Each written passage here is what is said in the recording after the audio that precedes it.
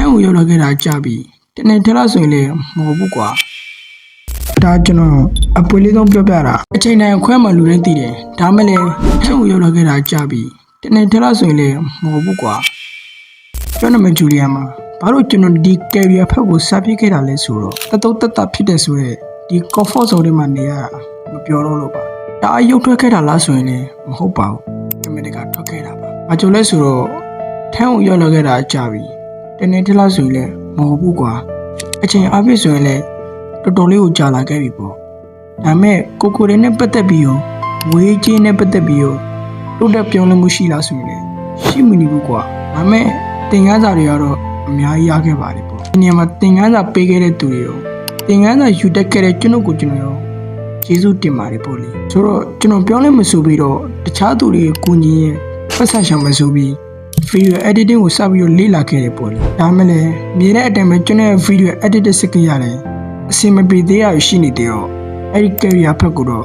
မသွားဖြစ်သေးဘူးပေါ့လေဒါမှအခုရှိနေတဲ့နေရာမှာတော့ကျွန်တော်အကောင်းဆုံးဖြစ်အောင်တော့စူးစမ်းနေပါတယ်ပေါ့ဆိုတော့ဒီ video လေးကတော့ဒီလောက်ပါပဲ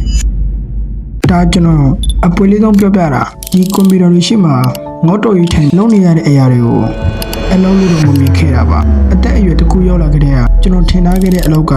ပင်ပန်းရမယ်နေရာတစ်ခုခုသွားရမယ်ခန္ဓာကိုယ်လေးနာလာအောင်တိလုံးရမယ်ဆိုပြီးတော့ထင်ထားခဲ့တာပါဒါပေမဲ့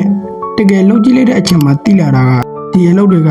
ခန္ဓာကိုယ်ပဲဆရာမပင်ပန်းမိမယ်စိတ်ကူတော့တကယ်ပင်ပန်းစေပါတယ်ကိုနာတပုတ်ထွက်ဖို့မမြင်ရတဲ့အချိန်လေးပေးရတယ်ဗီဒီယိုတပုတ်ထွက်ဖို့အတွက်အကြိမ်ကြိမ်ပြန်ပြင်ရတယ်တခါတလေခေါင်းထဲကဘာမှမထွက်လာပဲစိတ်ထဲမှာပဲပင်ပန်းနေတာမျိုးတွေရှိပါတယ်ဒီနေရာမှာဘာမှမလုပ်ဘူးလို့ထင်ရပေမဲ့စိတ်ထဲမှာတော့တနေ့လုံးအလုံးလုံးပြီးသားဖြစ်နေပြီပေါ့လေတချို့လူတွေကတော့ကွန်ပျူတာနဲ့ကျွန်တော်ကတော့ဖုန်းနဲ့ပေါ့လေကျွန်တော်သိလာတဲ့အရာကမလုပ်ပဲသိနေတဲ့အရာတဲ့ကိုယ်တိုင်လုံးကြည့်ပြီးမှသိလာတဲ့အရာကကောင်းနေဆိုတာပါပဲအချိန်တိုင်းခွဲမှလူတိုင်းသိတယ်ဒါမှလည်းချက်ချင်းကြတော့လက်ကမတော်နည်းနည်းလေးခက်တယ်ဗျကျွန်တော်တို့လူဆွေရဲ့မျိုးကလည်းတန်ရောစင်နေတွေ့တာမှုတွေနဲ့တိဆုတ်ထားကြဆိုတော့တိဆုတ်ရဆိုတော့ဒါမဲ့ကျွန်တော်တို့လက်မခံနိုင်တဲ့အရာတခုကိုတစ်ချိန်ချိန်ကြာရင်တော့ကျွန်တော်တို့လက်ကိုလက်ခံရမှာပါ